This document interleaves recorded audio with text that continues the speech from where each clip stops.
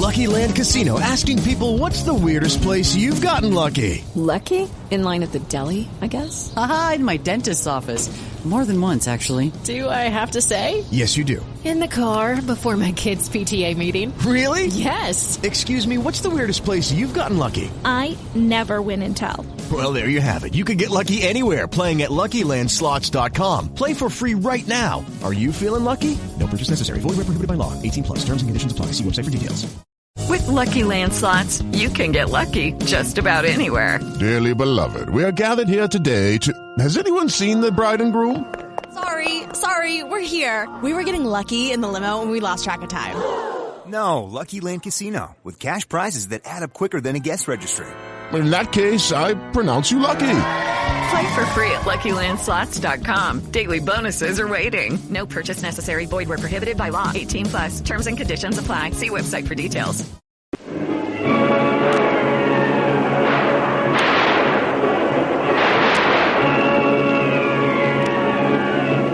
Presenting the adventures of Jungle Jim.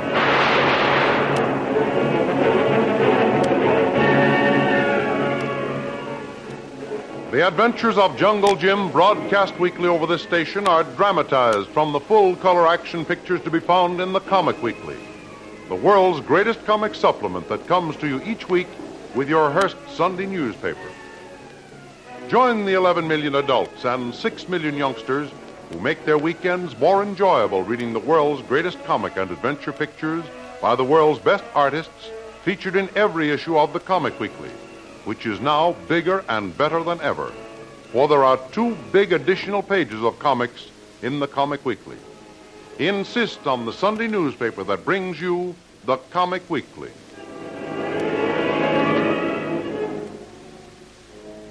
There was only one hitch in the final negotiations between Jim and Inspector Channing of the FBI over Jim's acceptance of the case in which he was to uncover a plot to sabotage the Panama Canal.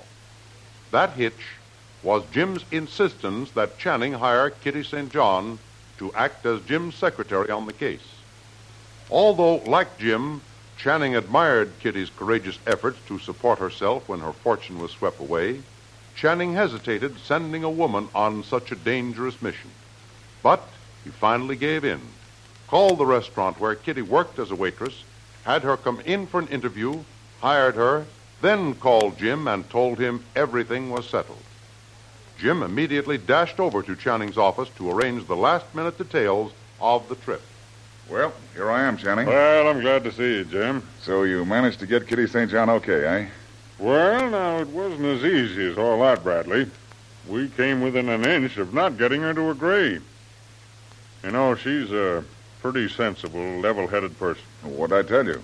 But tell me, what was wrong? Well, you see, I explained to her we had a special agent going to Panama that needed a confidential secretary, and she'd been recommended for the job. You didn't say who recommended her or who she was going to work for, did you? Of course not, you fathead. Fine. Well, anyhow, she warmed up the idea very quickly. I questioned her on her knowledge of Spanish, and she passed that easily. Speaks fairly good French, too. Then came the bombshell. What? Well, I said, naturally, she'd have to take dictation, shorthand, and be able to handle a typewriter. Well, you should have seen her expression change. Face dropped and her chin sagged, and she got up slowly and started for the door, saying she was sorry, but she guessed she wouldn't do. No shorthand or typing. Well, it was tough, but you didn't let her get away, did you? Well, not quite. Although she was going out the door before I could think up another idea to hold her. Well, I jumped up and told her to come back. But I had another offer that she might be qualified to accept. Knowing Spanish and being able to talk and translate, she'd make our agent a very valuable assistant. Would she accept that? Well, she did. So I told her to go home and pack, be ready to leave at 6 in the morning. Nice going, Inspector. Fast thinking. Now, you say we're to leave at 6 in the morning. That's right. How and where? By plane, from the municipal airport. We've chartered a special plane for it. You'll go from here south to Los Angeles. There, over the border, southeast Mexico City. Boy, you certainly do things up right. Private plane, eh? Mm-hmm. Boy, that's the way I like to travel. Oh, but say, who meets Mrs. St. John tomorrow morning and puts her on the right plane? I do. I'll be there to see you off. I want you and your man Kolu to get aboard early so that when she arrives, I'll escort her to the plane, put her aboard, and signal a takeoff. Then I bob up and surprise her with the news that I'm to be her boss on the trip, huh? That's the idea. Well, once we get her in the plane, it'll be too late to change her mind in case she's too proud to accept help from you. You'll both be on your way, and my mind will be at rest. It's been a tough job getting a final acceptance out of you. Well, you've got it now, Inspector. I'm all ready to start. While I can't give a definite decision as to the final outcome of this case, I promise you that I'll do everything to break this case and bring that traitor to justice.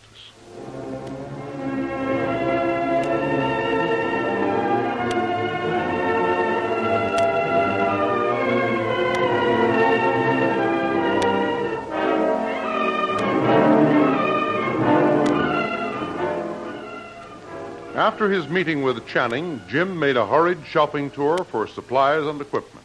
At dawn, he was at the airport checking and supervising the loading of his baggage and supplies. Inspector Channing arrived just after the plane was loaded. Well, see, you're on the job early, Jim. Right. What's the matter? Afraid you might miss the plane? No, I just wanted to be out here and see that all my baggage and equipment was safely stowed away. Didn't want to leave anything behind. You know, there are no shops where we're going, and we can't replace things very easily. Yes, you're right there, Jim. Everything all okay? Yep, except the few personal things I'll need on the trip going down. Kolu will put them in the plane when we take our seats. Well, your friend Mrs. St. John is due here any minute now, so unless you want to spoil the surprise, you'd better get aboard out of sight. Okay, Channing. I'll say goodbye to you now. Now, don't expect to hear from me too soon. I might delay reporting to you until I've thoroughly surveyed the situation. Okay, Jim, suit yourself. I won't worry about a little delay. Now, you have a list of our agents with whom you can communicate if necessary.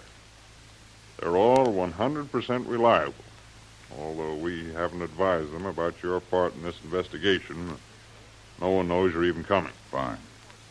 Well, so long, Jim. Have a good trip. Best of luck in your job, and safe, quick return. Thanks, Inspector. And so long now. Hope to see you soon. You better hurry up to the gate up there and find my assistant. Okay, Kolu. Bring those things aboard and get in. Yes, okay, pilot. You can start to warm up your motors. There's one passenger to come, and I'm going to get her right now. Should be able to take off in, 10 minutes or so. All right, sir. All right, Sister, let's warm her up. Oh, there you are, Mrs. St. John. Looking for me? Why, yes. You told me to wait for you here. What will I do about my baggage, Mr. Channing? I'll take care of that at once. Porter. Yes, sir. Take this lady's luggage out to that chartered plane over there at gate number 7. One of the officers will put it aboard. Yes, sir, right away. There's your plane over there, warming up. Better get started. Yes, Mr. Channing. Oh, but how about the rest of the party? My boss and the others. Simpson. Where are they? Well, they're all here. They were out here before I was, seeing that all their supplies were safely loaded. That new boss of yours is a stickler for details. Nothing gets by him. Mm-hmm. Well, how do you feel about starting out on this big trip? You don't seem very excited. No, Mr. Channing. A few months ago I might have been, but not anymore. I've been through so much in the past 4 months that I've become sort of hardened to excitement. I'm beginning to take things in their stride, keep my head and take the breaks as they come. Well, that's a swell attitude to take, Mrs. St. John. Keep it up. You'll need that kind of courage on this trip. It's a great opportunity for you. I realize that, Mr. Channing. And I'm deeply grateful to you for giving me the chance. Oh, don't mention it. Here, wait, I'll open that gate for you. Thanks. Oh, there you are. There's the plane down at the edge of the runway, see? I don't see anyone around the plane except that porter and one of the flight officers. Where is my mysterious boss? I thought he'd be on hand to be introduced to me so that, well, at least we'd get acquainted before taking off. Seems kind of funny he wouldn't want to meet me first. After all, it is going to be a long trip, and I must say I don't quite like the idea of flying off to Panama with a total stranger. Oh, come, Mrs. St. John. I thought you took things in your stride. Not getting nervous or suspicious, I hope. Oh, no, not at all. It's just natural feminine curiosity to want to at least get a glimpse of the man who's going to be locked in a plane with you for several thousand miles, even if he is an FBI official. Now, don't be in a hurry, young lady. You'll have plenty of time to get acquainted with him, and take it from me, you'll like him a lot. Great fellow. You two will hit it off as perfectly as the rhythm of those, well, as those plane engines there. I don't doubt that. It's just the idea of jumping in a plane and thrusting myself at someone I've never seen before or heard of before and saying, well, here I am. Don't you know me? Why, I'm your new assistant, Kitty St. John. Well, it won't be as abrupt as that. I have described you perfectly in every detail. He'll be on the lookout for you, and I'm sure he'll put you at perfect ease. Well, here we are. You better get aboard. The pilot's all ready to take off. Officer. Yes, sir? The baggage all stowed away? Yes, sir. As soon as the young ladies are aboard, we'll take off. Surely they could hold the plane long enough for you to come in and introduce me before we take off. No. Besides, we're late now. No time for formalities. Oh. Yep, in you go, Miss St. John. Yeah. So long. So long. Hope you have a nice trip and a safe journey home. Thank you. Okay, officer. Yes, sir. All right, Jerry. Slam the door. I'll catch it from the inside. Right. Bye, sir. So long, Jerry. Good trip, Bill. Right. All clear.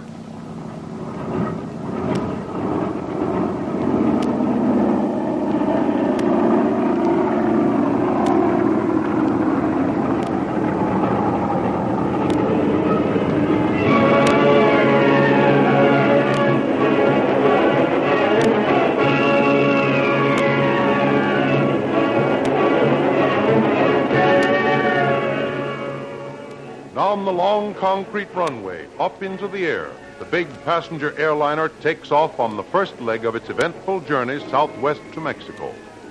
What happened inside the cabin of the airliner when Kitty St. John went in and discovered who her new boss was to be? And in the excitement of the preparations for the big case, has Jim forgotten Lil way down east on her parents' farm?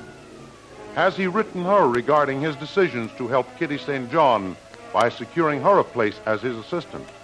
If so, what will Lil's reactions be to this move when she was refused a place in the expedition? There are dangerous complications in the answers to these questions, so don't miss the next exciting episode in the adventures of Jungle Jim.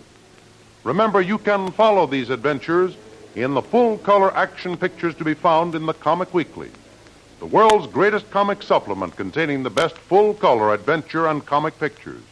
Remember, no other comic supplement can give you the top names of Cartoonland like the all-star favorites to be found in the Comic Weekly. The whole family follow the fun and frolics of Jiggs and Maggie, the Little King, the immortal Donald Duck, as well as the exciting adventures of Flash Gordon and Jungle Jim. Join the 11 million adults and 6 million youngsters who every week find the greatest of home entertainment in the Comic Weekly, which comes to you with your Hearst Sunday newspaper. More thrilling radio adventures of Jungle Jim will be heard at this same time next week over this same station. Be sure to tune in.